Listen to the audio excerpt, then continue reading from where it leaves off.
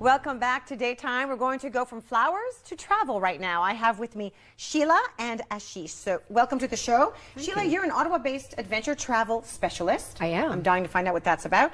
And Ashish, you're here from Palm Beach? Palm Beach, Florida. Palm Beach, Florida. Originally from Kenya. I know. Do you love the weather in Ottawa right now? Not particularly. Although I am hoping the Senators do well tonight. Thank you very much. Yes. We appreciate that. We've turned him into a Sens fan already. That's really good. So you're based in Miami, and you're a tour operator, and it's Big Five Tours is what is the organization that you're from. So I want to talk a little bit about all of that and what you do and how it comes together. Sure. Go for it. Well, I'm an adventure and bucket list travel advisor. I've run my own agency in Ottawa called Lush Life. I'm affiliated with Vision Travel, which is Canada's largest travel agency. And I kind of put myself out there as a master chef, if you will. Nice. So I am, in my kitchen, I have all these suppliers, people like Big Five Tours that I work with, and when I work with a client, I put together the ingredients or the suppliers in my kitchen to prepare the meal that's right for them. Wow, that's really exciting. And so when you talk about adventure, you're not necessarily talking about like going to Miami and sitting on a beach. No. We're not talking about that. What are we talking about? We're not talking fly and flop holidays. Oh. Those are not bad, though. Gotta admit, those are okay. They're important, and rejuvenation is important, sun and sand, but adventure travel is more about, there's an element of physical activity, there's an element of cultural exploration, and... Well, there's an element of sustainability. Well, see, and that's where, because I read the notes last night, and I thought, okay, sustainable travel. Yeah. Now, I love the adventure thing. My husband and I love anything that's physical. If you give me a hiking and give me some safari, give me some, anything that, trekking and then history, we love that. And I thought, how does that tie into, and what does that mean, sustainable travel? So the whole point of sustainable travel is being able to go to somewhere, have an authentic experience. So not going somewhere and feeling like you're the last person there or that they're expecting you and see you as dollar signs, but rather going somewhere and having an authentic experience and without putting one hand in your pocket, actually leaving the place better than how you found it without making one donation. Okay. Yeah.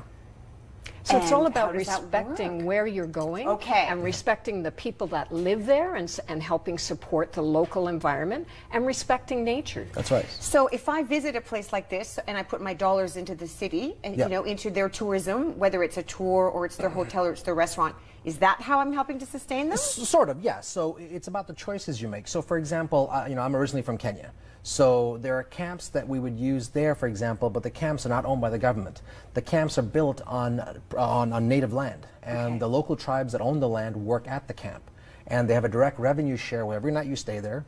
You interact with them on a regular basis, and they're actually you're providing gainful employment for them. And not only that, but you're actually helping to fight this whole war against poachers. With the illegal ivory trade, places where the communities are involved. Whenever sustainable tourism is successful, that's places where the local community, whether it's indigenous, whether it's a native tribe, whatever the case may be, they have a seat at the table with everything you're doing. So if you're on safari and you're seeing animals, there aren't 50 vehicles surrounding you. For example, there's a safari experience we do in the north where you're actually seeing giraffes, but you're on a mountain bike. Wow. Or you're on a horseback, or in some cases on a camel. There's one particular camp that we've done for some of Sheila's guests, and actually it's a camp that's up on a platform, and at night they roll the bed out onto the canopy and you sleep under the stars. With bugs? No, that's just it. Clearly that's where I went. Oh my God, there must be bugs in there. Well, the bugs I've actually done. I've swam with piranhas. I've climbed Kilimanjaro. Wow. I've done the stuff that we don't want to. We want to make sure nobody else is doing. Okay. We've done the stuff that we can make sure we keep you away from. Don't worry. Okay, that's But good. it's also about experiencing where you are. You don't want to go and feel like you're in a hotel in Ottawa. Right. You want to feel that you're somewhere different and you're experiencing the place, and it's an authentic experience. And Ashish and I worked together to send some clients to Costa Rica recently. Wow. And the client just had a marvelous time. She was pushed outside of her comfort level a little bit, but truly enjoyed it. And really, that's what travel is about. So if someone comes to you and they say, okay, I'm thinking I'd like to have an adventure, but I'm not sure. They may be on a scale of 1 to 10. Like some people might be the whole, the 10, climbing the Kilimanjaro, that's their 10. Yeah. Some people are at the bottom, like they're okay on a boat and maybe snorkeling. Sure. Can we adjust the adventure? course. Not every, and then maybe they'll get braver and braver. That's it. Exactly. And there's a difference between soft adventure and hard adventure, right? So soft adventure is more about cultural exploration, and you're getting to know the people, and you might have a little bit of physical activity. Hard adventure is going to be more where you require skills and training and special equipment. So there's that whole continuum. Wow. And it's figuring out what's right for you. You know, you could do a walking and wine trip to Italy. Oh, I'm in for that. Sign me up. You know, honey, did you hear that? We're going someplace to Italy soon. I'm going to book that today. Okay, before we run out of time, I do want to talk about what's coming up Tuesday. Or is it, no, is it this Tonight. week? Tonight. It is tonight. We are on Tuesday today. Holy smokes. Okay, what's happening tonight? Let's talk about that. Well, I'm hosting Ashish, putting him in front of the public and my clients at Ale, which is attached to the Amberwood Golf Course in Stittsville.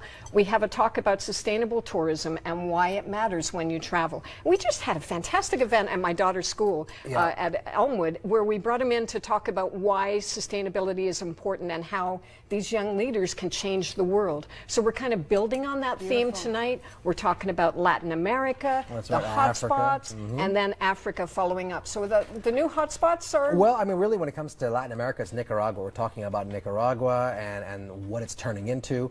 And in the case of Africa, we're talking about Zimbabwe. We're talking about some of the areas in Uganda, some of these emerging places that are really not on the map.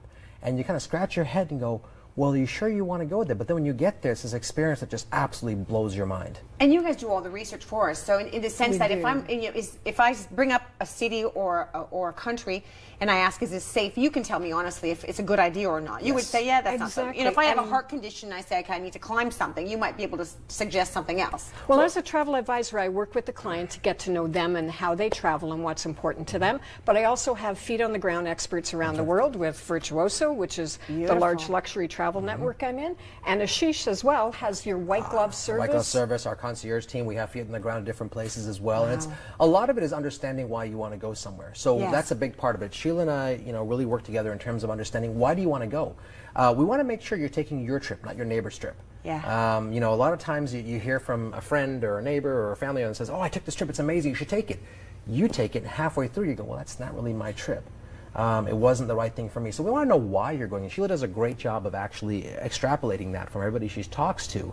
And then once we know the purpose, then we can actually tailor something completely built around something as minute as an anniversary and build an entire trip around celebrating that.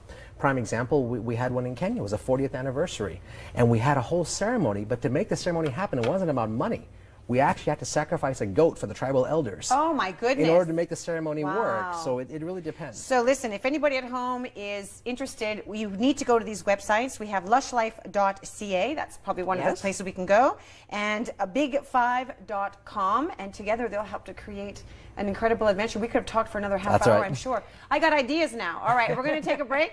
And when we come back, we're going to talk about yoga and channeling our instincts. It's going to be very interesting. Stay with us.